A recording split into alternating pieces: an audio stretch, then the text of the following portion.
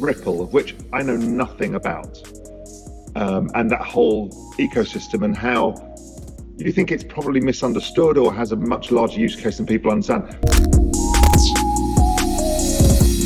The value of the token itself is therefore likely to be derived not from its store of value, which we talked about earlier, but from the amount of usage. It's pretty successful, right? 10% of all remittances between the United States to Mexico were done with XRP. And that's a big deal. So outside of MoneyGram, who else is using it? Because I hear a lot that a lot of banks are kicking the tires and thinking about it. Who's actually using it and who's kind of sniffing around the whole thing right now? I think, you'd want to focus on Japan. SBI is a large bank which holds a significant amount of XRP. R3, which is has a Corda as an enterprise blockchain for trade finance. They have an incredible amount of XRP, and with Corda, you're allowed to use either SWIFT or XRP as your settlement engine. So you've got R3, you've got SBI, you've got the Central Bank of Thailand, you have consortiums of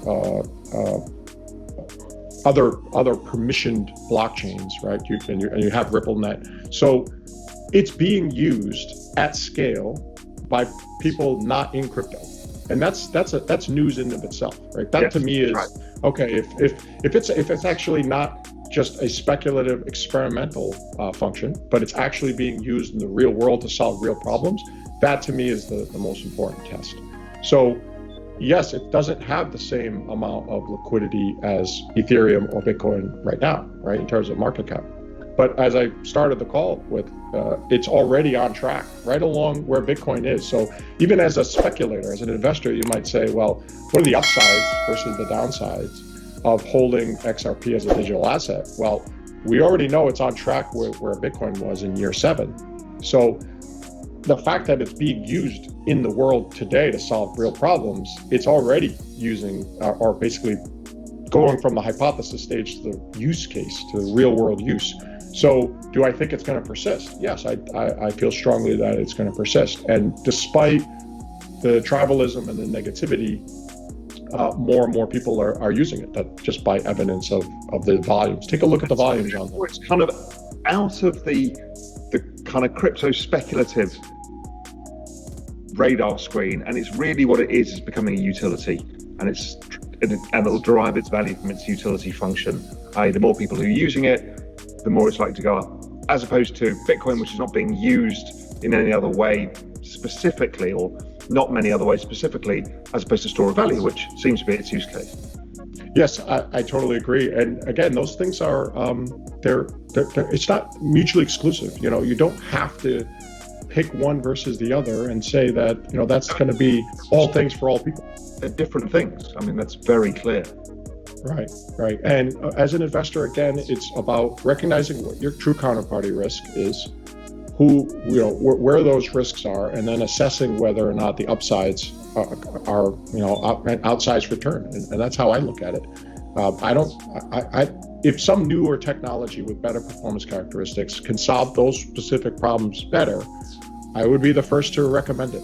But until that happens, and until even a new technology were to arrive today that does the exact same thing with better properties, until it reaches a certain level of liquidity, it needs all of these things together to really challenge it as kind of the incumbent for fast payments, supranational payments. So right now it's the king in that regard. And is one of the features of this the fact that Ripple is going out marketing this to banks and central banks? So, there's nobody marketing Bitcoin, for example, there's nobody, but within this, you've got somebody who's going out speaking to the financial institutions saying, listen, we've got a solution.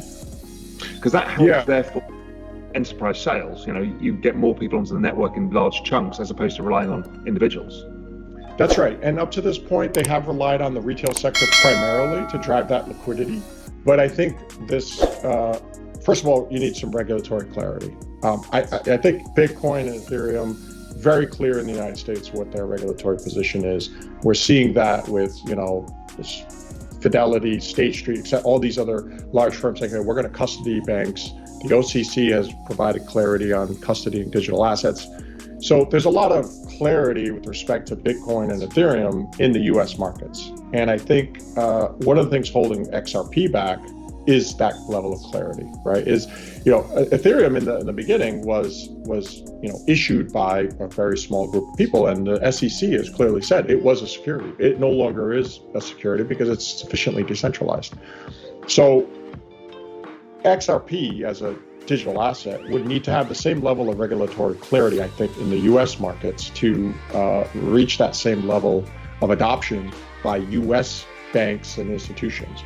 But the world is a big place, and it's not just the United States. And there's already clarity in Thailand, Mexico, Japan, Brazil regarding XRP. And it's likely that they focus more of their efforts in those jurisdictions because that's where they'll see, as you said, more institutional adoption.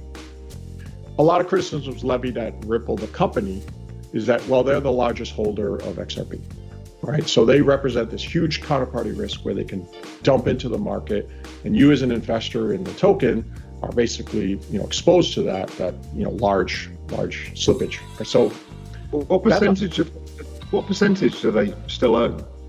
So that's a whole nother controversial issue, but they own roughly 50% of I think it's around 50%, don't quote me on that. But what they decided to do back in 2017, because there was so many criticism of this counterparty risk, was to put a lot of it into cryptographic escrow, right? And so what they did is they tied their own hands with respect to how fast they can sell it into the open market. And what they did is they created a rolling 55-month escrow time lock release. So every month, a certain amount of XRP unlocks from this cryptographic escrow, and it becomes available for Ripple to do whatever it wants to do with it. It can sell it in the open market. They can, provide it to liquidity providers. And then if they don't use it, what happens is that XRP goes back into this rolling window onto the 55th month. And so it's this ongoing cryptographic escrow that kind of perpetuates, right? So they're still the largest holder, but from my perspective, they're not as large a counterparty risk any longer because now there's a code that you can audit and say, yes, there is a monetary discipline there, right? But in terms of total issuance, they don't have the ability to create any more XRP, right? Yeah. They no longer control the dominant number of validators. So it's the same as Jeff Bezos and his shares in Amazon or any of these people. Is at some point they might realize it and put excess supply into the market. That's correct. Right. The difference between shareholders is they can create new shares, they can do stock splits, things like that. Whereas with the total supply known, you can't do that. All you can really do is play within that 99 or 100 billion XRP, right? That's your maximum allowance. But with respect to counterparty risk, Bitcoin, for example, 95% of all Bitcoin is in 5% of Bitcoin wallets. So it is more decentralized without argument than XRP. However, it's not to say that there isn't large counterparty risk with respect to holders, right? There are still large Bitcoin wallets that if they decide to dump into the market, that price could see significant slip. Like Satoshi Nakamoto's wallet. Yeah, exactly. And there's entire programs devoted to just watching these whales and seeing their changes over time and seeing if there's any emergent behavior there. And people get very excited if one of these things goes to an exchange. They get very nervous.